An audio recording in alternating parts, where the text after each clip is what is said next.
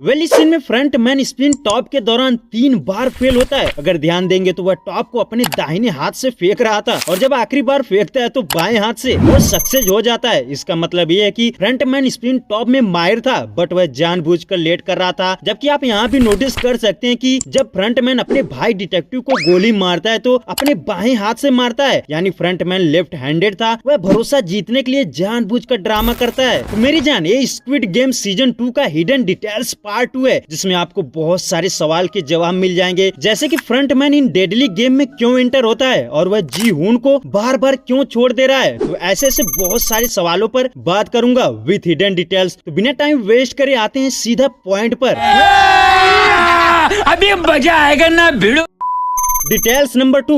Well episode number 3 में जब पहली गेम स्टार्ट होने वाली होती है तो ध्यान देने वाली बात है कि जब पहली बार गार्ड प्लेयर्स के सामने आते हैं तो कोई भी गन नहीं लिए रहते। वहीं जब रेड लाइट और ग्रीन लाइट गेम खेलने के बाद लोगों के अंदर मौत का खौफ फैल जाता है तो लोग डरे होते हैं। तो जब सभी प्लेयर्स इकट्ठा होते हैं तो वही गार्ड्स इस बार गन लेकर आते हैं। अब ये फ्रंट मैन की स्मार्ट स्ट्रेटजी थी, क्योंकि अगर गेम शुरू होने से पहले ही गार्ड गन लेकर आते तो सभी प्लेयर्स डर जाते और खेलने से इनकार कर देते। Details number 3। क्या आपने ये नोटिस किया जब पहली बार वोटिंग की जाती है और वोटिंग के लास्ट में प्लेयर्स नंबर 1 की बारी आती है तो वो फ्रंट मैन होता है। बट नोटिस करने वाली बात यह है कि जब वह इंटर करता है तो पीछे से इंटर करता है, यानी वह लाइन में खड़ा नहीं था, क्योंकि जब वह आता है तो सभी लोग पीछे की तरफ देखते हैं। एक्चुअली पीछे वाले भी पीछे ही देखते हैं, यानी कहने का मतलब ये है कि फ्रंट मैन चोरी से पीछे से आता है। बट ना जाने किसी ने भी उससे ये सवाल नहीं पूछा कि तुम अब तक कहाँ थे। तो फ्रंट मैन शुरू में ही हिंट दे दिया था कि मैं अलग से इंटर हो रहा हूँ। Details number 4। मिंगल गेम के दौरान जब 2 बोला जाता है तो आप ध्यान देंगे कि फ्रंट मैन बिना टाइम वेस्ट करे फटाक से जी हुन के दोस्त जंगबे को पकड़ लेता है और जब रूम की तरफ भागता है तो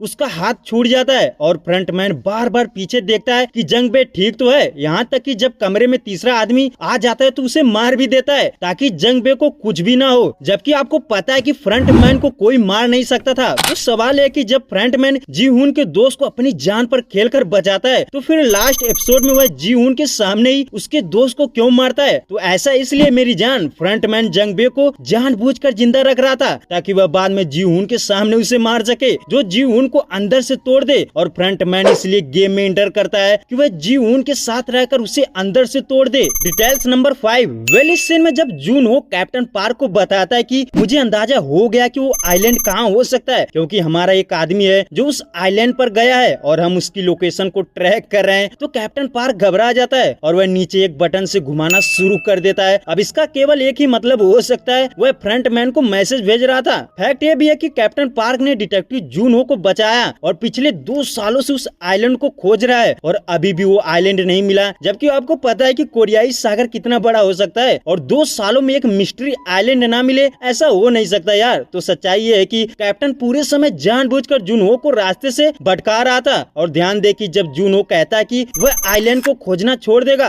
तो कैप्टन पार्क शॉक हो जाता है। ऐसा इसलिए क्योंकि अगर जूनो वास्तव में आइलैंड की खोज छोड़ देता तो इसका मतलब यह होगा कि कैप्टन पार्क अब जून हो पर नजर नहीं रख सकता था, जबकि उसे नजर रखने के लिए ही बोला गया था। और फैक्ट ये भी है कि कैप्टन जानबूझकर जून हो को नहीं छोड़ना चाहता था, क्योंकि अगर कैप्टन आइलैंड खोजने से मना करता तो जून हो किसी दूसरे कैप्टन की मदद लेता और आइलैंड खोज भी लेता। नहीं तो भाई कौन बिना शॉर्ट के क्यों 2 सालों में एक मिस्ट्री आइलैंड को खोजेगा। Details number 6। क्या आपने नोटिस किया फ्रंट मैन अभी भी अपने भाई से इमोशनली अटैच था, क्योंकि वह अपने भाई डिटेक्टिव जून हो को गोली मारता है तो वह साइड में मारता है ताकि वह मरे नहीं, फिर उसे समुद्र से बाहर निकालने और साथ रहने के लिए कैप्टन पार्क को ऑर्डर देता है। और यही नहीं, वह उसे इस आइलैंड से दूर रखे और उस पर नजर रखे। Details number 7। स्क्विड गेम के सीजन 2 में इस बार हमें खिलाड़ियों के अलावा गार्ड्स के भी कुछ सीक्रेट देखने को मिलते हैं कि कैसे उन्हें भी इसके लिए मजबूर किया जा रहा है। और ये भी जानने को मिलता है कि कर्ज में डूबे प्लेयर्स की तरह गार्ड्स भी पैसों के लिए ही अपना काम कर रहे हैं और उन्हें भी प्लेयर्स की तरह ही बाहर दुनिया से लाया गया था।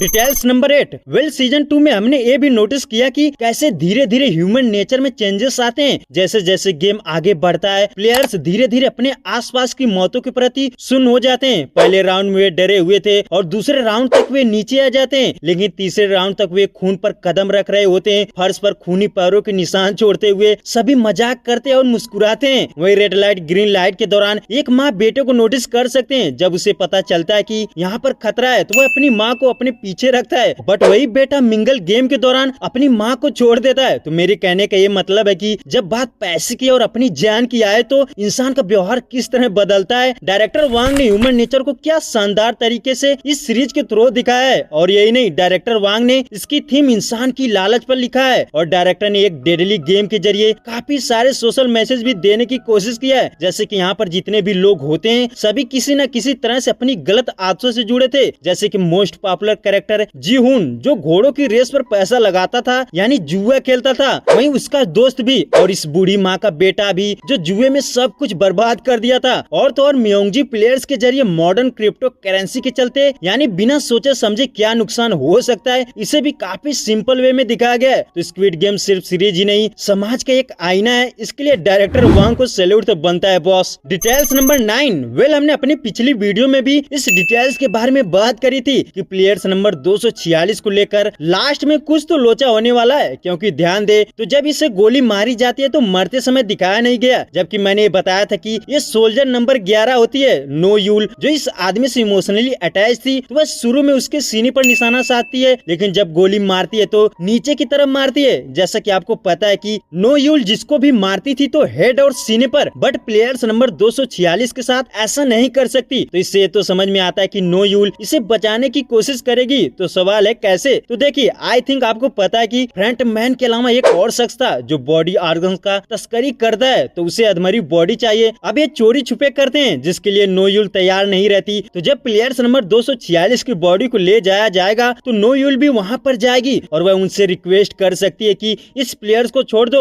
उसके बदले में तुम्हारे काम में बाधा नहीं बनूंगी और फ्रंट मैन से नहीं बताऊंगी। तो ऐसा हो सकता है यार। वेल जो भी है आगे देखते हैं। Details number 10। एपिसोड नंबर 1 में एक सीन दिखाया जाता है जब जी हुन मोटेल के अंदर सो रहा था और एक सपना देखता है जिसमें वह फ्रंट मैन से मिलता है, बट इस सीन में मिस्टेक तो ये हो गई कि वह फ्रंट मैन के बारे में सपना कैसे दे सकता है यार, क्योंकि उसने उसे पहले कभी नहीं देखा, जबकि सीजन 1 में उसकी आंखों पर पट्टी बंधी थी। वेल अगर आपने कहीं देखा तो बता सकते हैं कि जी हुन फ्रंट मैन को कहाँ देखा था। मेरे हिसाब से तो नहीं। Details number 11। वेल हमें थेनोस नाम का एक प्लेयर दिखाया जाता है। इस सीन में जब वो अपना नाम बताता है तो ये लड़की बोलती है कि थेनोस तब तो तुम्हारे पास इन्फिनिटी स्टोन्स भी होंगे। तो थेनोस अपनी उंगली दिखाता है जिस पर लगे नेल पॉलिश एमसीयू के रियल विलेन थेनोस की इन्फिनिटी स्टोन्स को फोरशैडो कर रहे थे। Details number 12। Last details. इसे सवाल भी बोल सकते हैं। सभी लोगों का सवाल ये है कि आखिर फ्रंट मैन जी हुन को क्यों नहीं मारता? तो मेरी जान इसका जवाब काफी सिंपल है। देखिए जब जी हुन गाड़ी में दूसरी बार गेम खेलने के लिए बोलता है तो वह खुद को लेने का रीजंस भी बताता है। वह बोलता है कि तू मुझे दोबारा गेम खेलने दे क्योंकि तेरे वीआईपी को पसंद आएगा, जबकि आपको पता है कि इन गेमों को बहुत सारे अलग अलग वीआईपी आकर देखते थे जो इस गेम चलाने वालों को पैसे देते थे, यानी फ्रंटमैन इन गेम को खिलाकर वीआईपी से पैसे कमाता था। तो वह जी हुन को गेम में दोबारा इंटर करने के लिए मान जाता है। अब वह उसे क्यों नहीं मारता? तो आपने ये नोटिस किया होगा कि फ्रंटमैन बोलता है कि जब तक ये दुनिया रहेगी यानी जब तक लोग नहीं बदलेंगे ये गेम चलती रहेगी और ये लोग लालची और जिंदगी से हारे थके लोगों को मुक्ति भी देते हैं। तो अपना जी हुन ऐसा नहीं था। जब वह पहली बार गेम में एंट्री लिया था तो वह पैसे का लालची था, बट वह तुरंत अपनी थिंकिंग बदल देता है और वह उन डेडली गेम के अंदर भी बहुत लोगों की मदद कर रहा था। उसे सबके मरने का अफसोस भी हो रहा था, जबकि उसके अलावा कोई भी ऐसा प्लेयर्स नहीं था जो उसके जैसा सोचता था। यानी जी हुन नेक दिल इंसान था और फ्रंटमैन ये अच्छी तरह से जानता था कि जी हुन की सोच सही है, बट आज के हिसाब से नहीं। वह लालची लोगों को बचाने की कोशिश कर रहा है,